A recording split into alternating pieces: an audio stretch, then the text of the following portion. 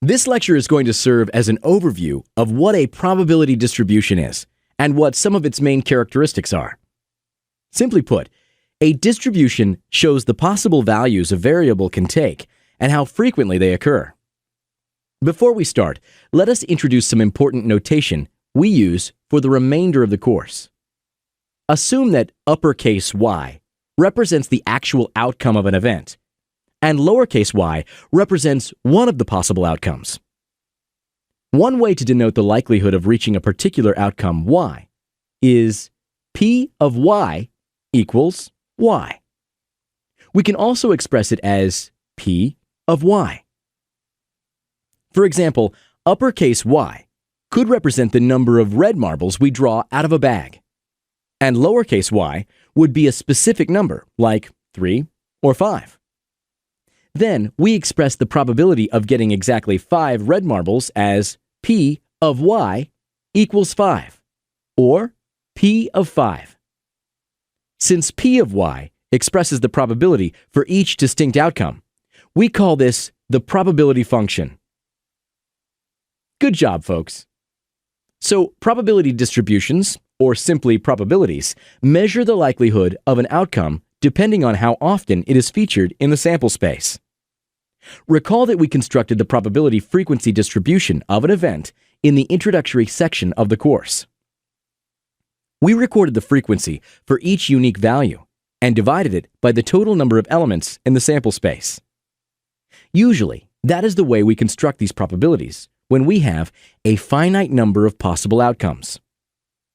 If we had an infinite number of possibilities, then recording the frequency for each one becomes impossible because there are infinitely many of them. For instance, imagine you are a data scientist and want to analyze the time it takes for your code to run. Any single compilation could take anywhere from a few milliseconds to several days. Often, the result will be between a few milliseconds and a few minutes. If we record time in seconds, we lose precision, which is something to be avoided. To do so, we need to use the smallest possible measurement of time. Since every milli, micro, or even nanosecond could be split in half for greater accuracy, no such thing exists. In less than an hour from now, we will talk in more detail about continuous distributions and how to deal with them. Now's the time to introduce some key definitions. Regardless of whether we have a finite or infinite number of possibilities, we define distributions using only two characteristics: mean and variance.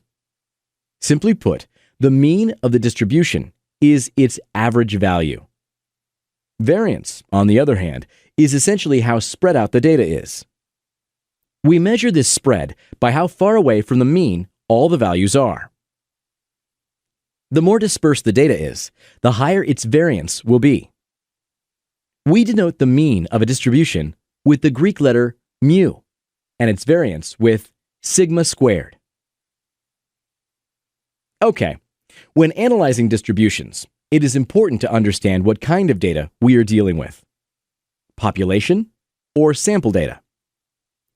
Population data is the formal way of referring to all the data, while sample data is just a part of it. For example, if an employer surveys an entire department about how they travel to work, the data would represent the population of the department.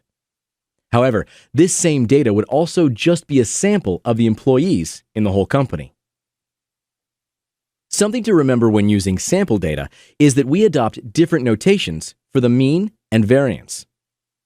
We denote sample mean as x bar and sample variance as s squared. One flaw of variance is that it is measured in squared units. For example, if you are measuring time in seconds, the variance would be measured in seconds squared. Usually there is no direct interpretation of that value.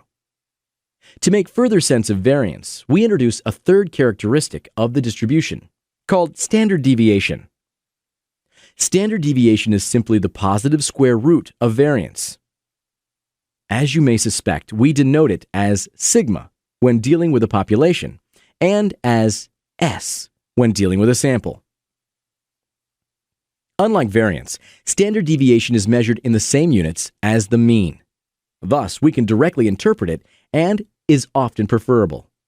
One idea, which we will use a lot, is that any value between mu minus sigma and mu plus sigma falls within one standard deviation away from the mean. The more congested the middle of the distribution, the more data falls within that interval. Similarly, the less data that falls within the interval, the more dispersed the data is. Fantastic. It is important to know that a constant relationship exists between mean and variance for any distribution. By definition, the variance equals the expected value of the squared difference from the mean for any value. We denote this as sigma squared equals the expected value of y minus mu squared. After some simplification, this is equal to the expected value of y squared minus mu squared. As you will see in the coming lectures, if we are dealing with a specific distribution, we can find a much more precise formula.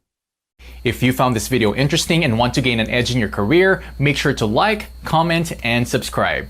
And don't forget to check out some of our other videos for another quick win in the Data Science Skills department.